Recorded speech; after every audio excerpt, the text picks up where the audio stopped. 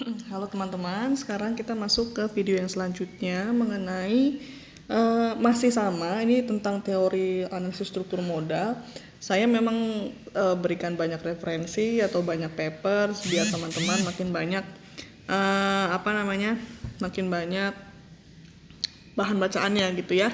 Kalau tadi kita sudah bermain atau kita sudah menelaah paper atau kita sudah mencoba untuk mengambil contoh dari perusahaan-perusahaan Bukit Asri dan PT Semen, sekarang kita coba untuk melihat bagaimana yang paper menggunakan seluruh perusahaan yang sudah go public atau yang sudah TBK nih. Biasanya kalau sudah go public artinya dia sudah melakukan penjualan saham gitu ya, yang terdaftar di BEI atau Bursa Efek Indonesia. Oke, sekarang kita lanjut dulu.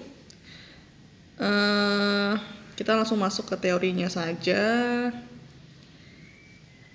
Ini dia, saya ngulang-ulang lagi ya, nggak apa-apa ya. Jadi apa itu struktur modal? Struktur modal menggambarkan perbandingan antara hutang jangka panjang dengan modal sendiri. Nah, lagi-lagi ya, jadi yang harus teman-teman tanamkan mengenai struktur modal ialah bagaimana rasio antara hutang jangka panjang dan modal sendiri. Artinya modal di sini terbagi dua, satu berupa hutang jangka panjang atau dua private capital gitu ya, atau modal pribadi dari owner. Nah, struktur modal merupakan kombinasi antara bauran segenap pos atau mungkin akun-akun yang masuk ke dalam sisi neraca sumber modal perusahaan. Perlu teman-teman ketahui bahwa struktur modal dibedakan dengan struktur keuangan, di mana struktur modal merupakan pembelanjaan permanen yang mencerminkan antara hutang jangka panjang dengan modal sendiri. Sedangkan struktur keuangan mencerminkan perimbangan seluruh hutang baik jangka pendek ataupun jangka panjang dengan modal sendiri. Coba nih perbedaannya gimana? Gitu ya. Intinya ialah kalau struktur modal itu bisa dibilang akan terus kontinu atau akan terus berlangsung. Artinya dia ini sifatnya sudah pasti gitu ya. Karena mau nggak mau teman-teman untuk operasional pasti akan membutuhkan yang namanya struktur modal atau pembelanjaan permanen. Apakah teman-teman butuh modal dengan cara owner capital atau private capital atau dengan cara melakukan hutang gitu. Sedangkan kalau ya struktur keuangan ya hanya mencerminkan seluruh hutangnya. Beda ya, ini seluruh hutang. Kalau yang struktur modal hutang jangka panjang, karena memang kalau modal itu kan sifatnya jangka panjang, tidak mungkin modal teman-teman hanya untuk setahun, hanya untuk misalkan berapa bulan saja, karena kan nggak seperti itu. Struktur modal kan dia panjang, setahun paling pendek bahkan, gitu ya. Oke, tadi saya sudah sempat singgung mengenai teori-teorinya apa saja untuk mengukur struktur modal. Nah, ini ada namanya teori Modigliani-Miller atau MM teori. Nah, ini kita lihat, ini punya asumsi nih si teori MM ini. Asumsinya apa saja? Asumsinya ialah, ini kita lihat ya. Perusahaan dengan kelas yang sama mempunyai risiko bisnis yang sama. Artinya, kalau dia rumah sakit tipe B, setidaknya dia akan punya risiko yang sama dengan rumah sakit tipe B lainnya gitu. Jadi ketika teman-teman melakukan komposisi struktur modal, teman-teman boleh berkaca dari mungkin rumah sakit yang setipe sama lainnya gitu ya. Nah, terus investor mempunyai harapan nih yang kedua, mempunyai harapan yaitu apa? Return atau revenue yang sama terhadap laba dan risiko perusahaan. Artinya apa? Kalau si investor atau yang memberikan pinjaman untuk modal, kalau dia memberikannya besar, intinya dia juga pengen, teman-teman pernah dengar nggak high risk high return pada saat teman-teman melakukan investasi? Memang benar, jadi kalau teman-teman semakin banyak melakukan investasi akan semakin tinggi juga returnnya, tetapi semakin tinggi juga risikonya. Kenapa? Kalau teman-teman rugi, ya ruginya banyak banget, tapi kalau untung pasti gede banget gitu. Jadi si investor ini pengen nih kalau dia memberikan pinjaman atau dia memberikan piutang nih kepada kita gitu ya, kita berhutang ke investor, dia juga berharap kalau dia ngasihnya besar, dia juga otomatis harus mendapatkan return yang besar gitu loh. Nah ini juga ada nih, dia juga selain return dia juga berharap terhadap EBIT. EBIT itu apa? Ini sebenarnya sih bahasa Inggris ya. Kalau teman-teman sudah tahu kan belajar tentang laporan keuangan, earning before interest and tax. Jadi laba sebelum dikurangi dengan biaya pajak dan biaya bunga. Jadi hanya laba yang benar-benar pure laba operasional, tidak dikurangi pajak dan bunga. Karena kan kalau pajak itu sebenarnya tidak pure tentang operasional kan, karena merupakan kewajiban suatu, kayak kita pernah belajar kewajibannya si wajib pajak gitu loh. Dan bunga juga kewajiban perusahaan dalam membayarkan bunga-bunga tertentu, mungkin bunga saham atau bunga obligasi atau bunga-bunga yang lainnya, bunga bank juga bisa. Itu kan tidak terkait dengan operasional perusahaan. Yang terkait dengan operasional perusahaan ya tentang beban-beban, ya beban perusahaan, overhead atau mungkin beban tenaga kerja, beban pembelian persediaan dan segala macamnya. Gitu ya.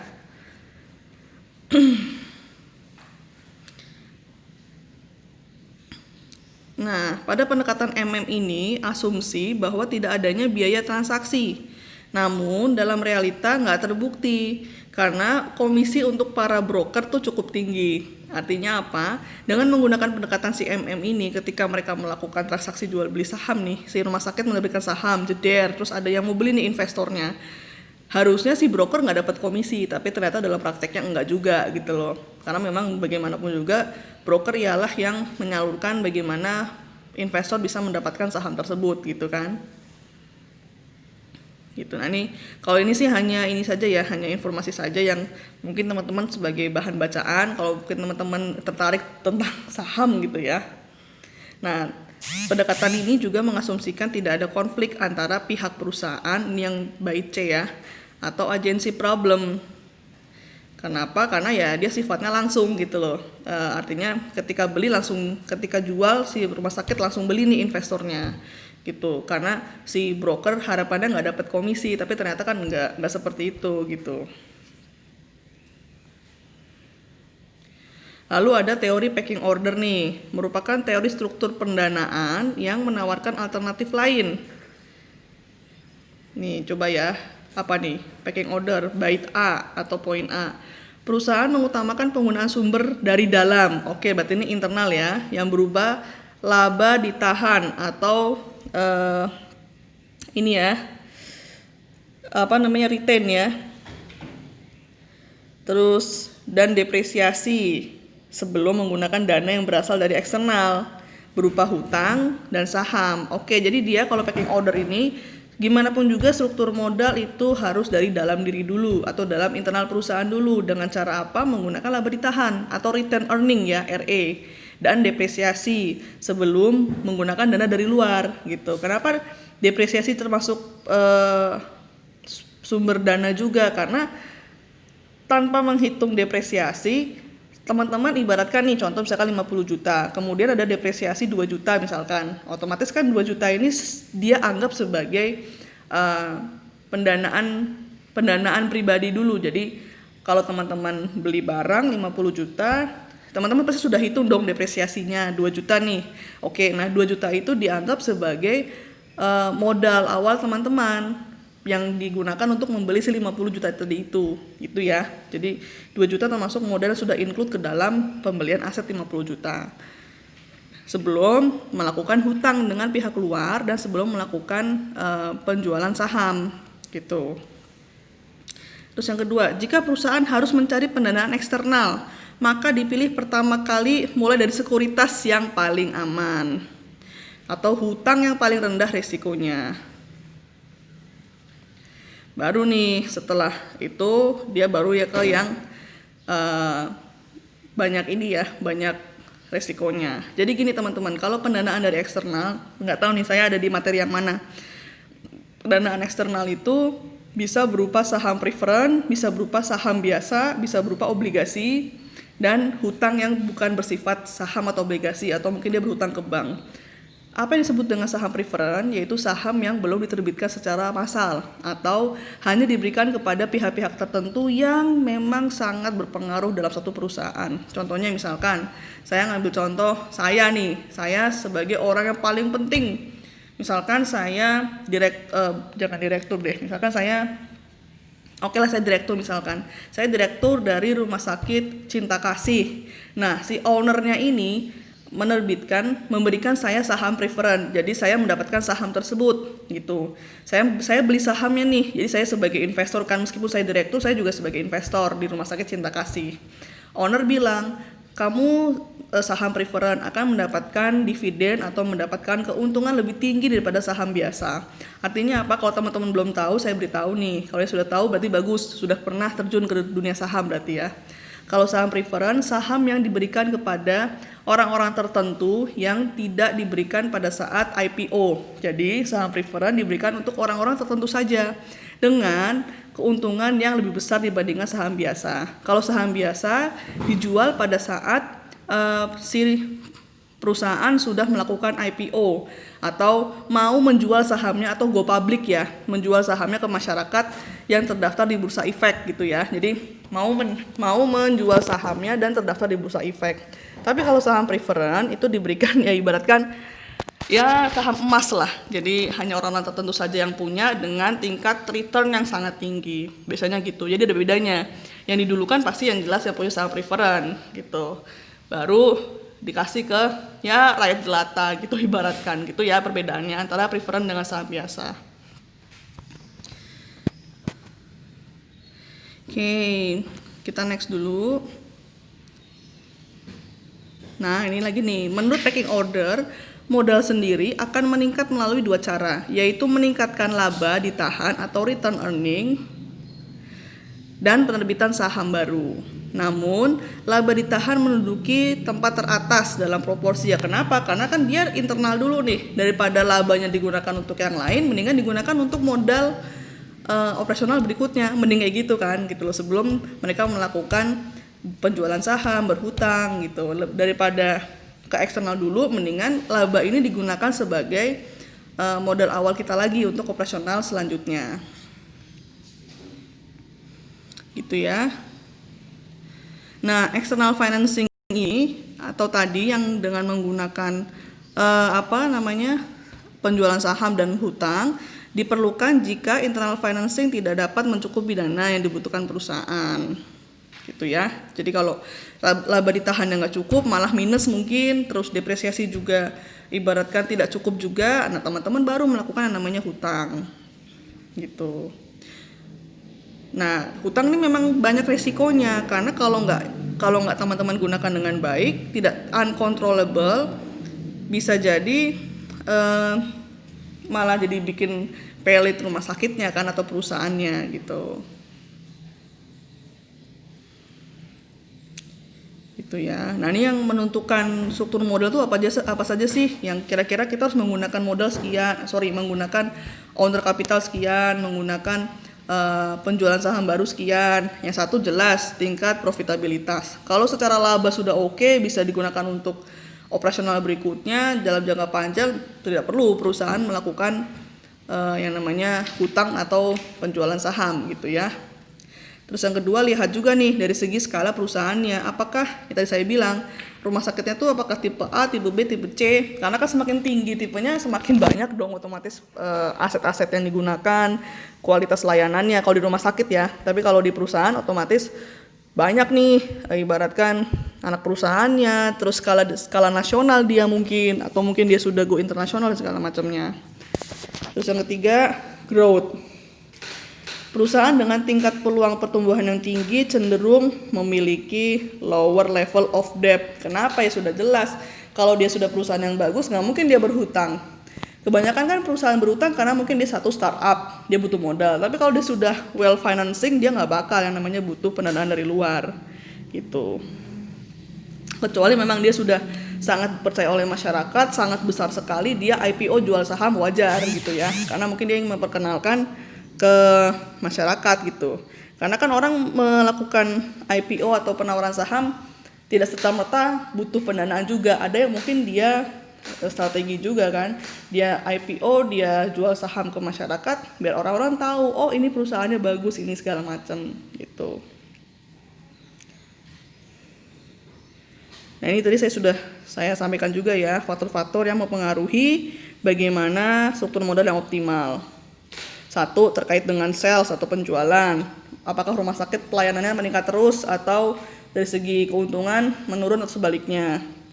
Gitu ya, ada leverage, terus ada pajak, ada resiko, terus ibaratkan lenders dan rating agencies, terus cash flow dalam internal, adanya pengendalian, kondisi ekonomi, terus preferensi pihak manajemen. Nah ini nomor 9 paling penting nih, maunya kayak gimana struktur modalnya. Karena ini berpengaruh sih terkait manajemen itu. Dan lain-lainnya. Gitu ya. Sebenarnya memang kalau belajar banyak tentang struktur modal ini sebenarnya seru sih. Jadi teman-teman pengen tahu kan gimana, apakah yang baik menggunakan, tadi sudah dibilang lebih baik gunakan gunakan dari dalam dulu baru keluar gitu ya untuk financingnya, pendanaannya gitu. Nah ini nih hubungan tangible asset atau hubungan aset dengan si struktur modal. Aset merupakan variabel penting dalam keputusan pendanaan karena dapat digunakan jaminan nih. Jadi kalau teman-teman melakukan hutang bisa dijadikan sebagai kolateral atau jaminan bagi investor, sehingga investor nggak ragu nih mau menanamkan dananya atau menjadi investor di rumah sakit teman-teman atau di perusahaan teman-teman gitu ya. Kalau menurut si packing order, si POT ini ada hubungan positif antara aset dengan si struktur modal. Karena apa? Ya tentu semakin tinggi asetnya, si investor, saya nih sebagai investor akan berpikir, oh dia ada aset nih, jadi kalau misalkan saya mau minta returnnya, saya mau minta istilahnya saya sudah nanam uang 20 miliar nih, terus gimana? Kalau memang dia pelit, dia fraud, secara rugi, secara buruknya dia masih bisa jual asetnya dia gitu loh, untuk mengembalikan dana-dana dari investor tuh masih bisa gitu ya. Jadi terlihat kalau asetnya naik, memberikan kenyamanan. Sama halnya nih, mohon maaf bagi perempuan misalkan, kenapa mau nikah sama dia? Ya, gue terjamin kok, ibaratkan punya rumah, punya mobil si cowoknya itu. Secara nggak langsung dia akan merasa aman, sama seperti si investor gitu loh.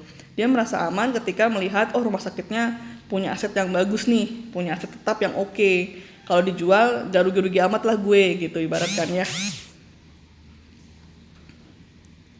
Nah, terus bagaimana hubungan profitabilitas dengan si struktur modal? Oke. Sama aja sebenarnya, tanpa adanya keuntungan nih kita lihat, akan sulit bagi perusahaan untuk menarik modal dari luar. Contoh nih, teman-teman punya rumah sakit bobrok banget, sering dikomplain masyarakat, pelayanannya jelek, asetnya sedikit, emang ada yang mau investor ke teman-teman? Kecuali dia benar-benar uangnya banyak banget ya, dan dia merasa dia bisa mengubah itu semua, itu beda. Tapi kalau untuk rata-rata investor, dia biasanya nggak mau. Ngapain saya memberikan dana untuk perusahaan yang nggak pernah untung gitu loh. Yang ada ntar saya jadi buntung kan gitu. Jadi sebenarnya secara logika gampang ya mengaitkan antara aset dengan modal, terus dengan profit dengan modal tuh bagaimana. Untuk penjualan, nah ini sama juga, ketika teman-teman melakukan sales tinggi, otomatis profitnya juga tinggi. Ini secara nggak langsung akan mendatangkan modal dari luar yang membuat para investor nyaman untuk berinvestasi ke rumah sakit atau perusahaan teman-teman.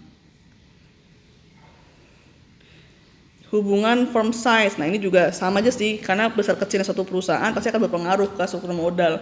Buat apa kalau skala skupnya kecil tapi dia minta dananya besar banget, triliunan, itu buat apa juga kan gitu.